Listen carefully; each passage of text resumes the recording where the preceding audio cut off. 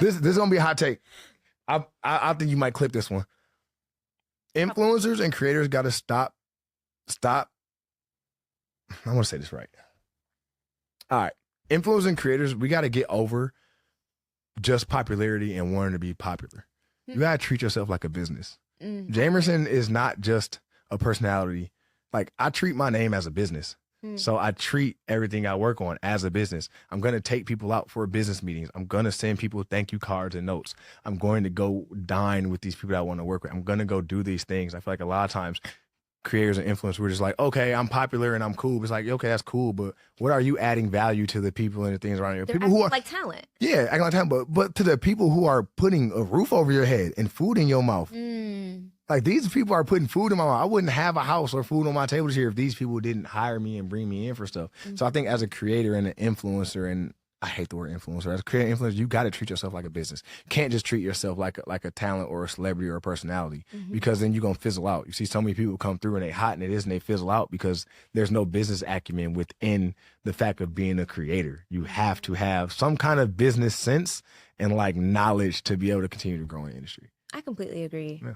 And beyond that, what would you say are some of like the actual tools that are helpful for you in terms of like sustainable content creation, right? Because it's hard to compete when there's just like a mass amount of stuff out there. Like, this industry is so saturated. So beyond the business acumen and the relationships, what are some actual tools that you're utilizing that helps you?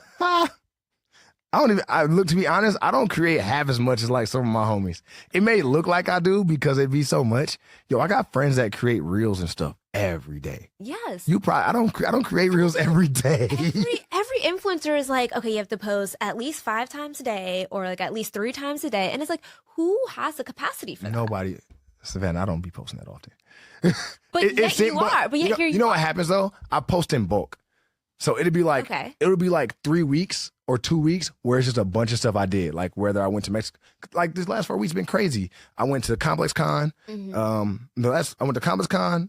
I went to Mexico City with the NBA and the Pistons, and then I went to Japan, and then I came back and went. So it's like I just had a cluster of just things to post. So then I had it. But right now, I don't really got nothing to post right now. So now I got to go home and go through my archives and fabricate or think through something to like get some more post out. So you wouldn't just like go in your living room and be like, okay, like let me do this TikTok dance so I can stay on top of the No, but I need to start probably.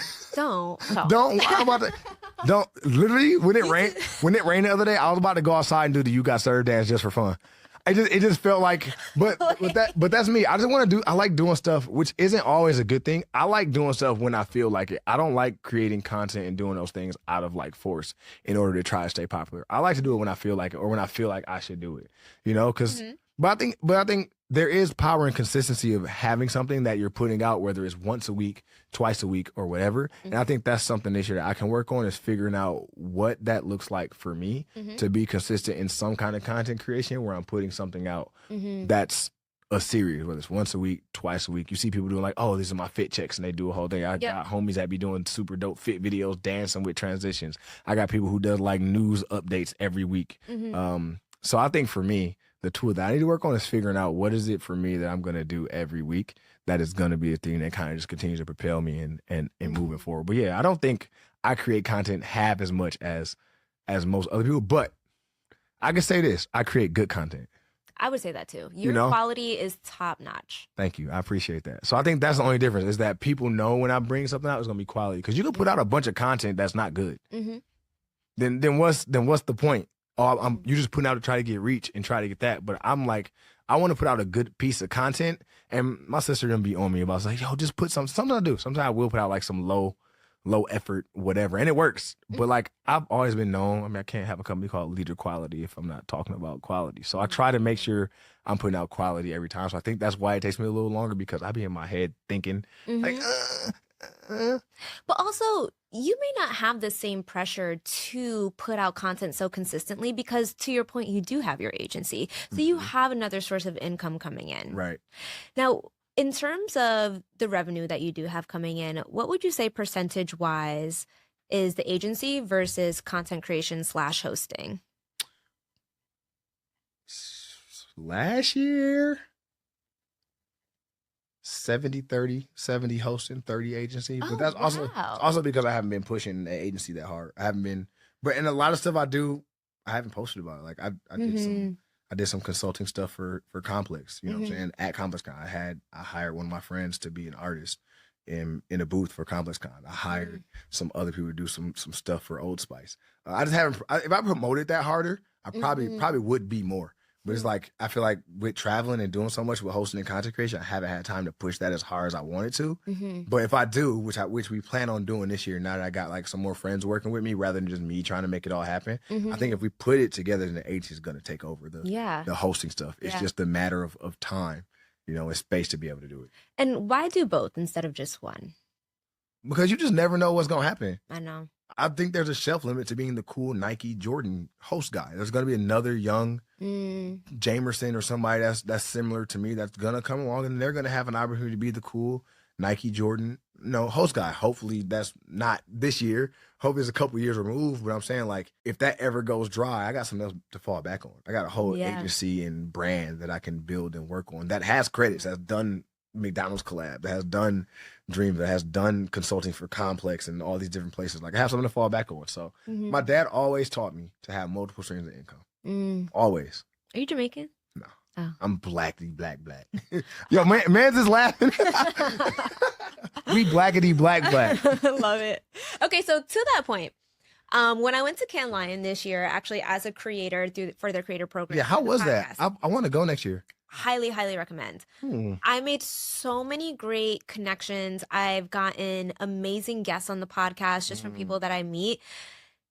The thing with Cannes Lion is that everyone that's there is like just of a certain value or of a certain like level. So you can see a CEO and run into a CEO, and they're going to actually talk to you and give you the time because they already assume that you're important because you're there. But if you run into that same CEO in LA or in New York City, they're going to be like, oh, hi, nice to meet you, and keep on going. So you're able to have a different level of substantial conversations and actual connections. But when I went out there, and I was specific to the creator program. So everything that I was learning and like the sessions that I was attending was all around the creator ecosystem. And one of them was focused on data.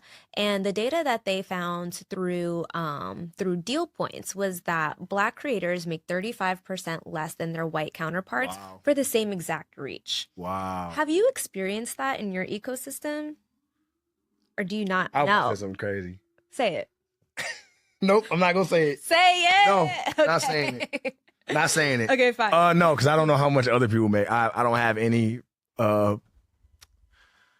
You don't have a benchmark. non black and brown influencer friends that I'm close with to know how much they make. Okay. You know, but and I feel like you have a very like helpful insight of being on the opposite side in terms of working with Jordan and Nike in that influencer programming.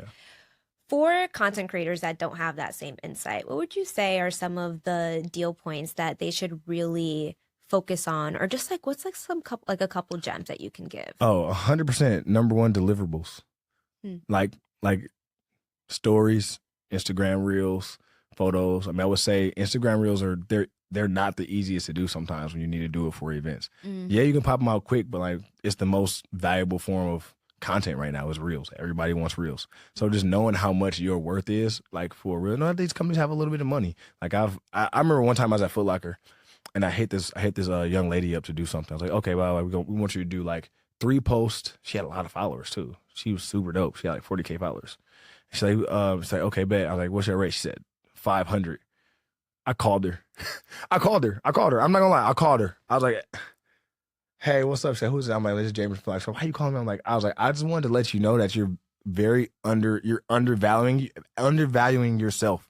Like for what you do and what you have, like you should at least be charging this much. Like I don't have this much this time, but I'm gonna give you 1,500 but I'm gonna let you like this should be a benchmark for what you should be doing moving forward when people hit you up to make content. Because think about your time. How much time is it going to take you to concept and think of what you're going to make, the time to shoot it, the time to edit it, the time to put it out, how much they're gonna use and promote it. Are they gonna whitelist it? Are they gonna do a sponsor post? What Are is they gonna whitelisting? whitelisting is it's like how long they're gonna use it for, like your usage, like whitelisting. Okay. So whitelisting, and then it's so many different things to think about. So you just gotta know. Usage is huge too. How long do they want to use your content for? If it's like UGC, they're using it for 60 days and your rate needs to go up. They're using it for 30 days and you can have a good rate. If they're using it for 90 days, it needs to go up. Especially when you go to like campaigns and stuff, when they're using you for like websites, and they're using you for all these other things. You got to make sure like you look into all that, because all that factors into your rate. Traveling, taking the day to travel.